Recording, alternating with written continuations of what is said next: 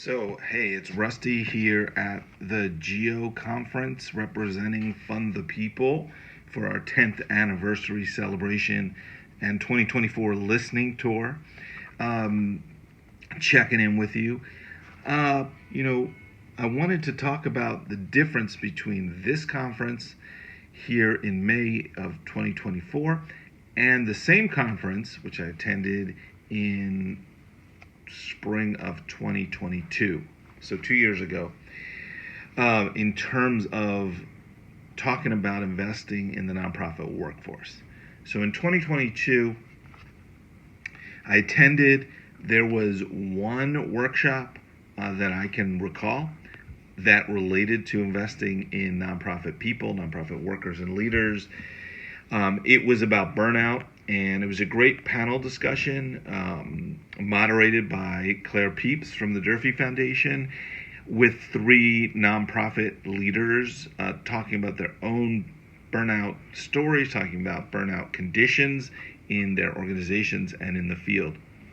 And now this is a funder conference, so the audience in the room was funders, and I felt like I really kind of was there to listen and see what the reaction and response was. And sitting in a breakout group and listening to the overall conversation, it felt like a dawning realization that burnout is real and ubiquitous and a real problem in the nonprofit community.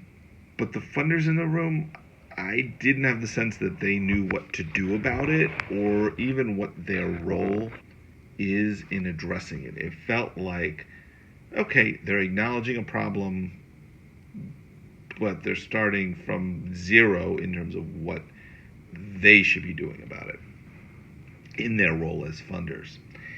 At this conference, 2 years later, these pink stickies are sessions that I think are relevant to investing in the nonprofit workforce. So I wanted to share just a few of those, just the titles. So, trust-based funding for healthy nonprofit leadership transitions.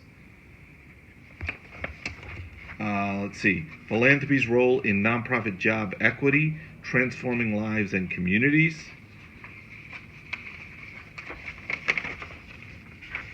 We've got Fund the People has a breakfast conversation we're hosting about talent investing. There's another one here, the push and pull, the contradiction of declining interest and growing need for nonprofit leadership in the current climate. This one from the Building Movement Project and our friends as well at the Robert Sterling Clark Foundation. Then there's how funders can prevent burnout and support cultures of well-being in nonprofits. So, an amazing, really, number, and I think there's more in some of the, sessions that are more breakfast conversations and things that aren't listed in this particular, these are the primary sessions. So how many did I just list? 1, 2, 3, 4, 5. So that was 5 sessions. Now,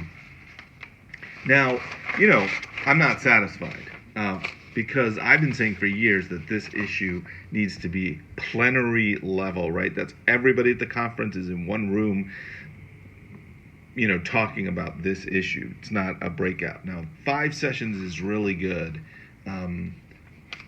but those are all concurrent sessions. So there's a lot of competition for what people go to.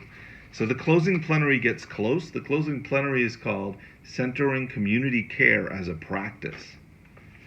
But when you read the description, it really is about fostering support, a community of care within the philanthropic sector.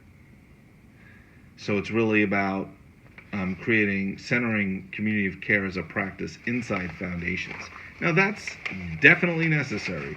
From my decade plus working at emerging practitioners in philanthropy, I know that people inside foundations, despite the privileges and opportunities and power that they have, and maybe in some cases because of the power that they are tasked to wield as professionals where it's not their wealth, for example, that can be a very difficult job. And foundation workplaces, despite being cushy, are really not always easy to navigate and to work in.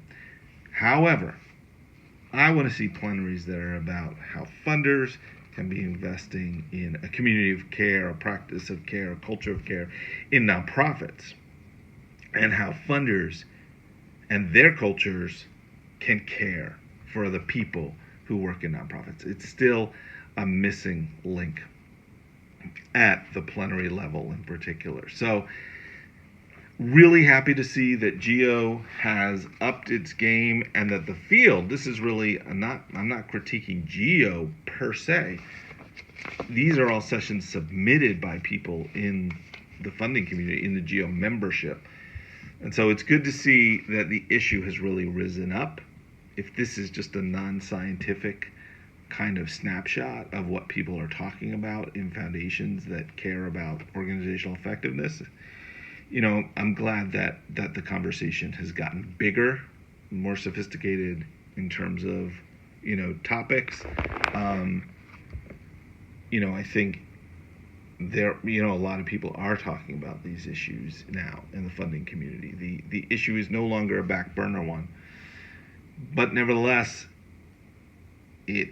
funders still don't know what to do. They don't know what their job is in terms of investing in the nonprofit workforce. And that, I think, is our challenge going forward this year. And that's the challenge that Fund the People has been, trying to tackle, and still has a lot of work to do. So I'm glad that our Funding That Works framework is now available, and our first course for funders is available at the Funding That Works Academy.